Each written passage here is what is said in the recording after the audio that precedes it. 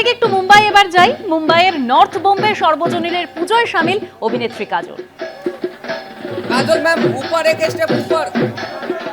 काजल जी ऊपर ऊपर ऊपर साथ में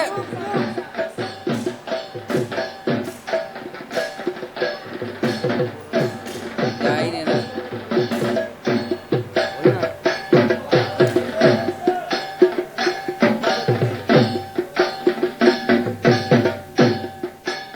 আর এবার সরাসরি আপনাদের বাগবাজার সর্বজনীনে নিয়ে যাব। উজ্জ্বল মুখোপাধ্যায় আমাদের প্রতিনিধি সেখান থেকে সরাসরি রয়েছেন। চারিদিকে যখন উজ্জ্বল থিমের প্রতিযোগিতা চলছে, থিমের টক্করে একে অপরকে পেছনে ফেলার প্রতিযোগিতা চলছে, নিঃসন্দেহে সাবেকিয়ানায় স্বকীয়তা বজায় রেখে একেবারে অনন্য বাগবাজার সর্বজনীন। একদম কিছুক্ষণ আগে আমরা একটা প্যান্ডেলে গেছিলাম যার মূল ভাবনা ছিল স্ট্রাগল ফর এক্সিস্টেন্স। যদি লড়াই করে টিকে থাকতে না পারো তাহলে শেষ হয়ে যেতে হবে। কিন্তু বাগবাজার সার্বজনীন বারবার প্রমাণ করেছে যে তারা থিমের পুজোতে না গিয়েও লোক কিন্তু টানতে পারে, যদি তার মধ্যে ভক্তি, নিষ্ঠা এবং একই সঙ্গে একটা কোনো ভাবনা কাজ করে। এই যে দেখতে পাচ্ছ, এটার মধ্যে বড় কোনো হয়তোবা কোনো মন্দিরের কোনো একটা থিম, এবং প্রত্যেকবার যেরকম প্যান্ডেল হয় এবার তার থেকে কিন্তু খুব বেশি কোনো বিকল্প না। কিন্তু দেখো এখানকার প্রতিমা, এই প্রতিমা হচ্ছে সবচাইতে বড় প্রতিমা যেটা এখানেই এরা তৈরি করে, এবং এই প্রতিমা থেকে শুরু করে এই পুরো প্যান্ডেলটা কোথাও একটা গোটা বিষয়টার মধ্যে একটা অভিনবত্ব রয়েছে, যেখানে দর্শকরা মনে করেন যে গোটা ঠাকুর, অনেক ঠাকুর ঘুরে ঘুরে দেখব ঠিকই, কিন্তু একবার বাগবাজার সার্বজনীনে আসতেই হবে। এটাই হচ্ছে বাগবাজার সার্বজনীনের সবচাইতে বড় বৈশিষ্ট্য। নানা বয়সের মানুষ, তাদের ভিড়, একেবারে ফাঁকা পরিবেশ, কোথাও কোনো দড়ির ব্যারিকেড নেই, ঠেলাঠেলি নেই, মানুষ তার মতন যাচ্ছেন, তার মতন করে ছবি তুলছেন, বিশাল মায়ের পাদতলে বসে নিজেদের প্রার্থনা জানাচ্ছেন, এবং এটাই হচ্ছে বাগবাজার সার্বজনীন। তুমি দেখতে পাচ্ছ সব মিলে বিশাল প্যান্ডেল, এবং প্যান্ডেলটার মধ্যে কিন্তু একটা অবশ্যই অভিনবত্বের ছোঁয়া। মূলত যে থিমটা তুলে ধরা হয়েছে তা হচ্ছে সর্বধর্ম সমন্বয়। অনেক ধরনের মূর্তি রয়েছেন, অনেক দেবদেবীর মূর্তি রয়েছে, কিন্তু তার মধ্যেও কোথাও একটা বার্তা, সেটা হচ্ছে শান্তির বার্তা, মানুষের শুভকামনার বার্তা, এবং এটাই হচ্ছে বাগবাজার সার্বজনীনের সবচাইতে বড় বৈশিষ্ট্য। তুমি ভিড় দেখো, একেবারে মানুষের ভিড়, মানুষের স্রোত, তার কারণ এখান থেকে কোনো দর্শনার্থীকে কিন্তু সরিয়ে দেওয়া হচ্ছে না, কোনো দড়ির ব্যারিকেড নেই, এবং মানুষ নিজের মতন এসে এখানে তারা সময় কাটাচ্ছেন, এখানে তারা তাদের সময় দিচ্ছেন। এটাই হচ্ছে বাগবাজার সার্বজনীন।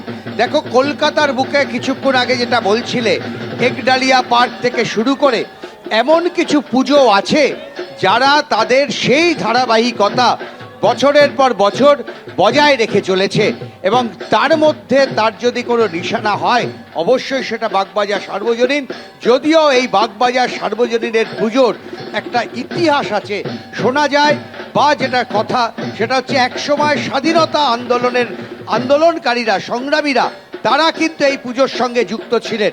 ফলে এর ঐতিহ্য আর অনেক পুজোর ঐতিহ্য থেকে একেবারেই আলাদা। একদম উজ্জ্বল। এই সাবেকিয়ানায় ভর করেই সাধারণ মানুষ, দর্শনার্থীরা তারা ভিড় জমান বাগবাজার সর্বজনীনে।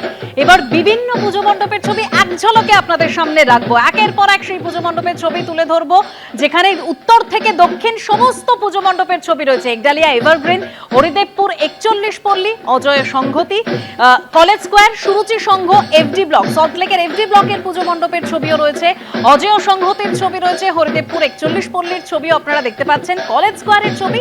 বিশেষত যে আকর্ষণ কলেজ স্কোয়ারের তা হলো ঝাড়বাতি এবং মাতৃ প্রতিমা, দেখছেন সেই ছবি।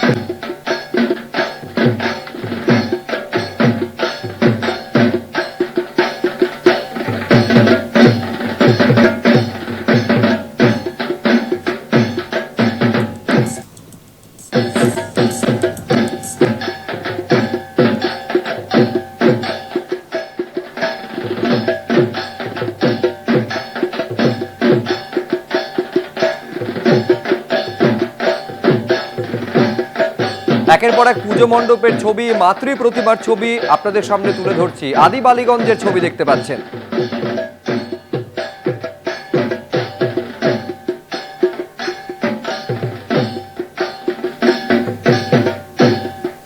দমদম পার্ক যুবক বৃন্দের মাতৃ প্রতিমার ছবি।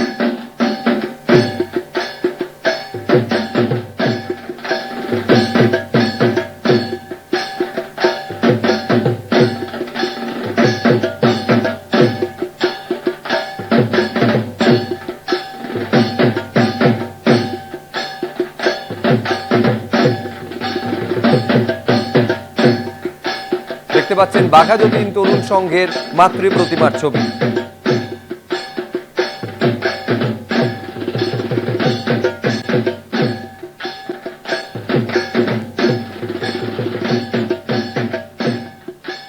আর এবার আপনাদের সামনে হরিদেবপুর 41 পল্লী পুজো মণ্ডপের ছবি আপনাদের সামনে তুলে ধরবো। অন্দরসজ্জা কি থিম ভাবনা ঘুরে দেখেছেন রাহুল বন্দ্যোপাধ্যায়। হরিদেবপুর 41 পল্লীতে আসার কারণ তো অজস্র, মানে একটা সত্যিকারের সুন্দর পাড়া, সেখানকার পাড়ার মানুষরা একসাথে হয়ে একটা জিনিস ভাবছেন এবং সেখানে নতুন জেনারেশন এগিয়ে এসে তাদের ইনপুটস দিচ্ছে এবং সেটা ফলপ্রসূ হচ্ছে। যে পুরোটাই একটা ফিউচারিস্টিক জায়গায় নিয়ে যাওয়া হয়েছে। ফিউচারিস্টিক বললেও সেটা খুব অদূর ভবিষ্যৎ নয়, একদম এখনকার। আজকে আমাদের এআই, আমাদের অ্যালগোরিদম আমাদেরকে যেভাবে পুতুল বানিয়ে তুলেছে, যেভাবে আমরা টেকনোলজিকে ইউজ করার বদলে আমরা টেকনোলজির দ্বারা ইউজড হচ্ছি, আমরা আস্তে আস্তে টেকনোলজির হাতে পুতুল হয়ে যাচ্ছি। সেই পুতুল খেলা তুলে ধরেছে হরিদেবপুর 41 পল্লী। অসাধারণ অসাধারণ। এবং যে পুতুল খেলা সাবেকি বাংলায় দেখা যেত বা ভারতবর্ষে দেখা যেত, যে সুতো দিয়ে পুতুলকে টানছে, সেই পুতুল আজকে মানুষ কিভাবে পুতুল হয়ে গেছে। এবং শেষে একটা এআই স্ক্রিন আছে যেখানে দর্শক যখন বেরোচ্ছে তাদেরকেও পুতুলের মতো দেখতে লাগছে। এবং পুরোটা সাজানো হয়েছে একটা আশ্চর্য প্লাস্টিক দিয়ে। ঘড়ি মানে মানুষ তো আসলে সময়ের হাতে পুতুল, কিন্তু এখানে সময় একই সঙ্গে ক্লকওয়াইজ চলছে, আবার অ্যান্টি ক্লকওয়াইজ চলছে। মানে সময় একই সঙ্গে এগোচ্ছে এবং পিছোচ্ছে এবং আমরা সময়ের হাতে ক্রীড়নক মাত্র। এবং সেই সময়ের হাতে আমাদেরকে পুতুল করে আরও তুলে দিচ্ছে আজকের এআই, আজকের টেকনোলজি। সেটা এখানে অসাধারণভাবে মিউজিক দিয়ে, আলো দিয়ে, অ্যাম্বিয়েন্স দিয়ে তুলে ধরা হয়েছে।